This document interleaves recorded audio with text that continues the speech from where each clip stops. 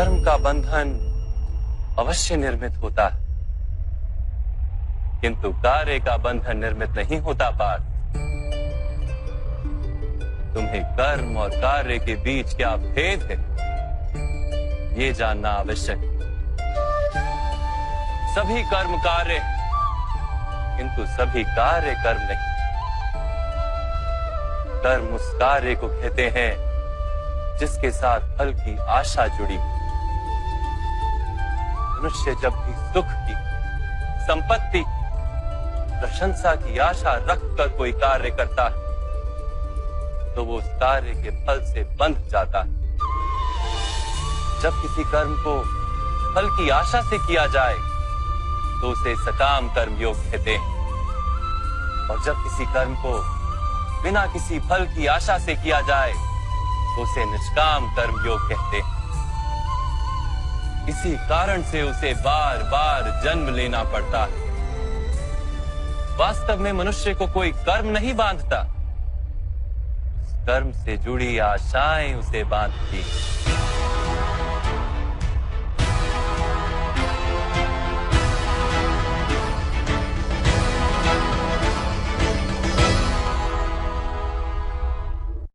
वास्तव में मनुष्य को कोई कर्म नहीं बांधता, उस कर्म से जुड़ी आशाएं उसे बांधती हैं।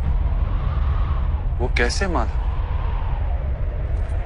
यदि इस युद्ध में तुम्हें विजय होने की आशा है तो पराजित होने पर तुम्हें भीषण दुख होगा, और वो दुख तुमसे कोई अन्य कार्य करवाएगा जिसके लिए तुम्हें दूसरा जन्म लेना पड़ेगा।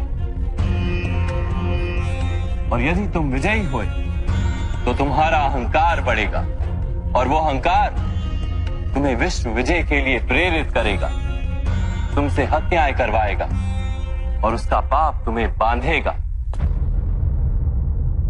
विचार करो, यदि तुम्हें इस युद्ध में ना विजय का मोह और ना पराजय का भय, तो इस युद्ध के अंत में तुम्हें सुख प्राप्त होगा या दुख प्राप्त होगा? ना सुख माधव, ना ही दुख। अर्थात तुम्हारा सुख, दुख, हताशा, निराशा, अहंकार युद्ध के कारण नहीं है। युद्ध के साथ तुमने जो आशाएं बांधी हुई हैं, उसके कारण है। क्या ये सत्य नहीं है पार्थ?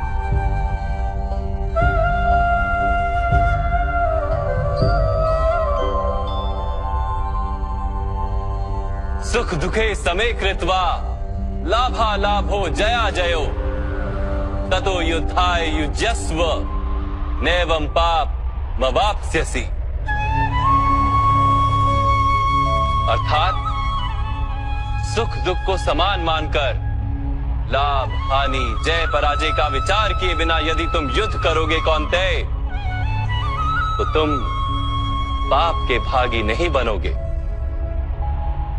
इसी को कर्म योग कहते हैं।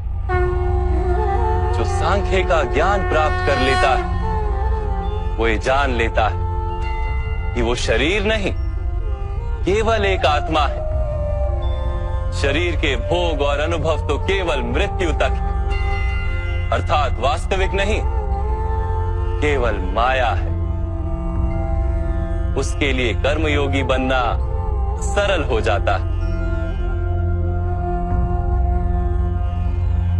परंतु माधव, यदि कार्य से बंधन निश्चित है तो क्या संसार का त्याग करके संन्यास लेना उचित नहीं? इसी विचार का परिणाम है कि आज ये युद्ध हो रहा है पार्थ।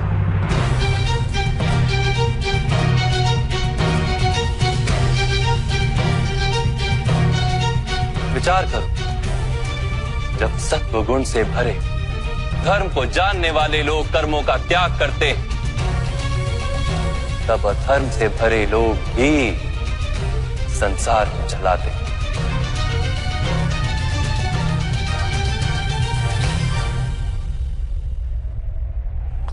यदि महामहिम ने संसार का त्याग ना किया होता तो आज अधर्म इतना बढ़ता ही नहीं।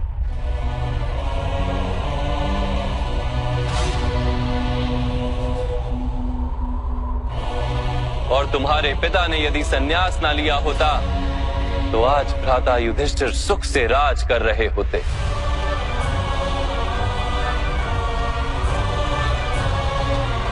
और अपनी प्रजा को न्याय और धर्म का ज्ञान दे रहे होते। किंतु दुखदायक बात तो यह है पार्थ कि सत्वगुण से भरे मनुष्य ही संसार को लाभ दे सकते हैं, किंतु वो ही संन्यास का विचार करते हैं। जैसे जल तो भाप बनकर उड़ जाता है और कीचड़ कीचड़ वहीं पड़ा रहता है, वैसे सत्वगुणी सज्जन लोग तो संसार का त्याग कर देते और तमस से भरे अधर्मी लोग संसार में कार्य करते हैं। इसी कारण से संसार में पाप और अधर्म बढ़ता है।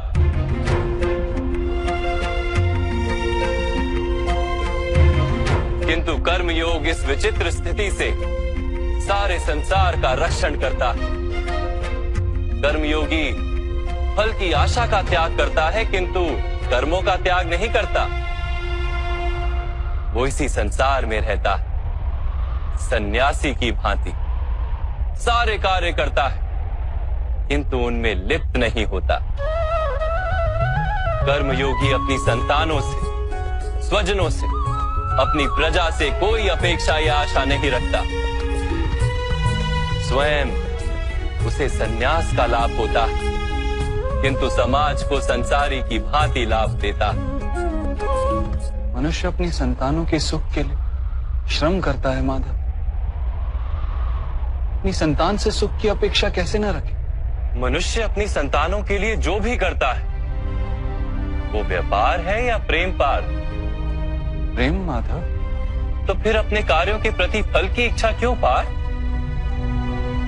भविष्य का लाभ तो व्यापार में देखा जाता है, प्रेम में नहीं। जो मनुष्य अपनी संतानों का चरित्र निर्माण उचित रूप से करता है, संतानों को प्रेम और धर्म के संस्कार देता है, उसकी संतानें भी मनुष्य को प्रेम और सुरक्षा अवश्य देती। संतानों के कर्म, स्वजनों के व्यवहार उनके कर्म है पार। और जब उनके कर्मों पर हमारा कोई अधिकार नहीं होता तो उनसे आशाएं और अपेक्षाएं रखने का क्या प्रयोजन? यदि गहन विचार करोगे पार्थ तो शीघ्र ही ये जान लोगे कि जीवन में ऐसा कोई कार्य नहीं है जिसके साथ आशाएं और अपेक्षाएं जोड़ना अनिवार्य हो। जब सृष्टि ही परमात्मा है और मनुष्य स्वयं परमात्मा का अंश है तो सारे कार्य परमात्मा ही करते हैं, मनुष्य स्वयं कुछ नहीं करता। यही कर्मयोग का मूल सिद्धांत है पार्थ।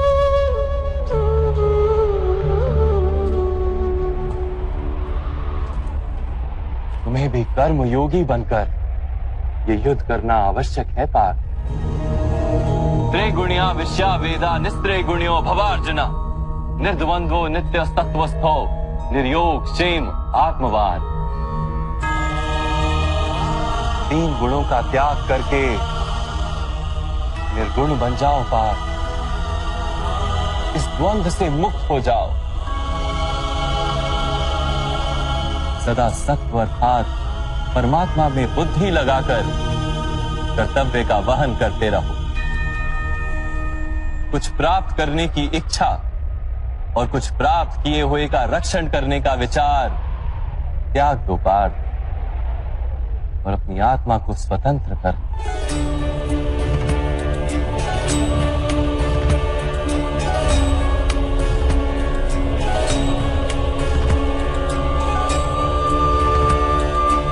स्मरण रहे पार्थ, कर्मण्यवाधिकारस्ते मा फलेषु कदाचन मां कर्म फल हेतुर्भु माते संगोस्त्व कर्मणि। तुम्हारा अधिकार तो केवल कर्म करने का है, फल तो ईश्वर के हाथ में। इसलिए ना कर्म से भागना उचित है और ना ही कर्म के फल की आशा रखना उचित है।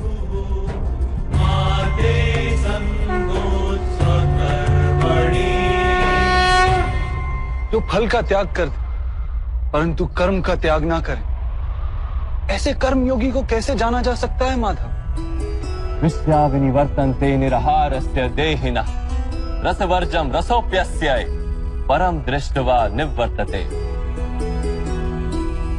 सुनो पार्थ, जो स्वाद से छूटने के लिए भोजन का ही त्याग कर देता है, वास्तव में उसके मन से स्वाद की लालसा कभी जाती ही नहीं।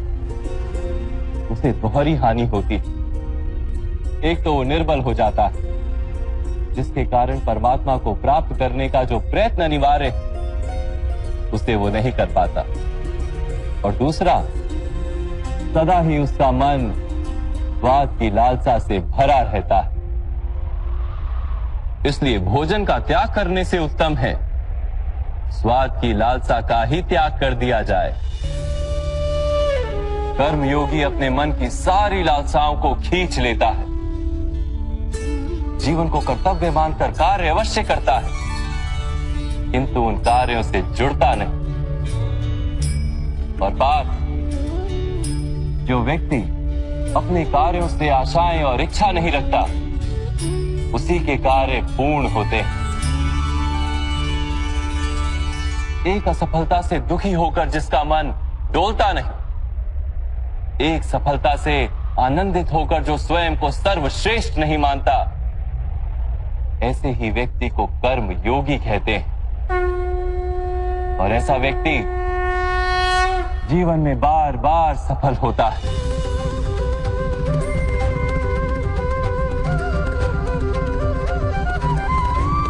ध्यायतो विषयान पुंसः संगस्तेषु पजायते संगात संजायते कामा कामात् क्रोधो भिजायते क्रोधात् भवति सम्मोहः सम्मोहात् स्मृति विभ्रमः स्मृति भ्रंशात् बुद्धिनाशो बुद्धिनाशात् प्रणश्यति।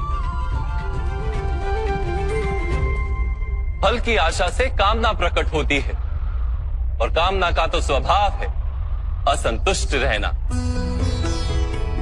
असंतोष से क्रोध उत्पन्न होता है, और क्रोध से मोह जन्मता है।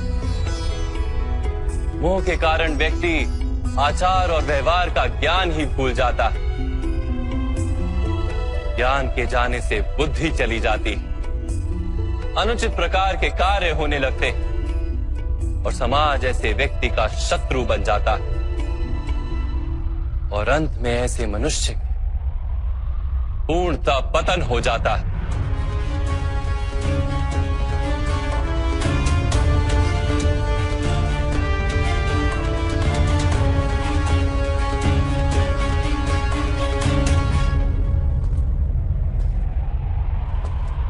जैसे भ्राता दुर्योधन,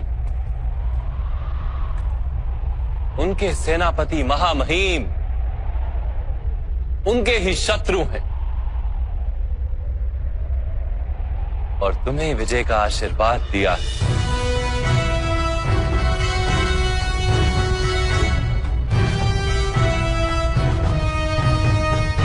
पार्थ, कर्मयोग ब्रह्म विद्या का दूसरा चरण है। परमात्मा में अपनी बुद्धि स्थिर करो, स्वयं को आत्मा जानो, मिथ्या बंधनों से मुक्त हो जाओ, और फल की आशा का त्याग करके केवल कर्म करते रहो।